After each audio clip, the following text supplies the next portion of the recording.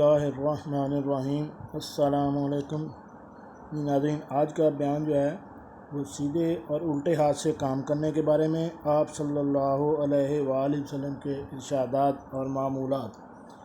شروع کرتے ہیں آج کی ویڈیو شروع کرنے سے پہلے میری آپ سے ریکویسٹ ہے کہ اگر آپ میرے چینل پر نئے ہیں تو میرے اس چینل کو سبسکرائب کر لیں اور ساتھ بیل آئیکن کا بٹن بھی پریس کر لیں تاکہ اس طرح کی اسلامی معلومات آپ تک بار وقت مل سکیں۔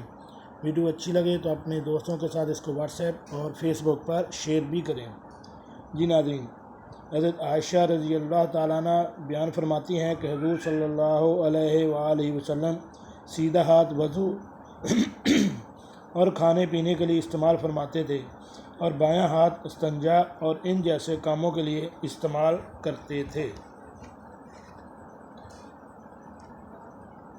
بسم اللہ کہنا بلا اتفاق سنت ہے اور دائیں ہاتھ سے کھانا جمہور کے نزدیک سنت ہے اور بعض کے نزدیک واجب ہے۔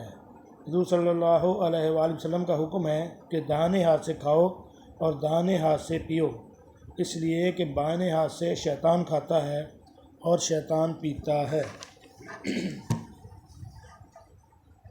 سیدھے اور الٹے ہاتھ سے کام لینا علاوہ ازیں ایسے کاموں کے جن میں غلاظت کی صفائی کو دخل ہوتا اور ہاتھ میں نجاست لگنے کا خوف ہوتا، مثلا ناک صاف کرنا، ابدست لینا، جوتا اٹھانا وغیرہ وغیرہ، باقی تمام کام دائیں ہاتھ سے انجام دینا پسند فرماتے ہیں۔ اس طرح جب آپ کسی کو کوئی چیز دیتے تو سیدھے ہاتھ سے دیتے اور کوئی چیز لیتے تو سیدھے ہاتھ سے لیتے۔ جی ناظرین، دیکھا کہ آپ صلی اللہ علیہ وآلہ وسلم کے معمولات، جب بھی آپ کوئی کام کرتے تو سیدھے ہاتھ سے کرتے اور نجاست وغیرہ کا یا کوئی اور کام ہوتا تو الٹے ہاتھ سے کرتے۔ اس لیے آپ صلی اللہ علیہ وآلہ وسلم کا ہر کام ہمارے لیے سنت کا باعث ہے، اس لیے ہمیں بھی کوشش کرنی ہے کہ ان سنتوں پر عمل کریں تاکہ ہمارا کام بھی مکمل ہو سکے اور ہمیں ثواب کا بھی مل سکے۔ امید ہے آپ سب اس پر عمل کریں گے انشاءاللہ تعالی۔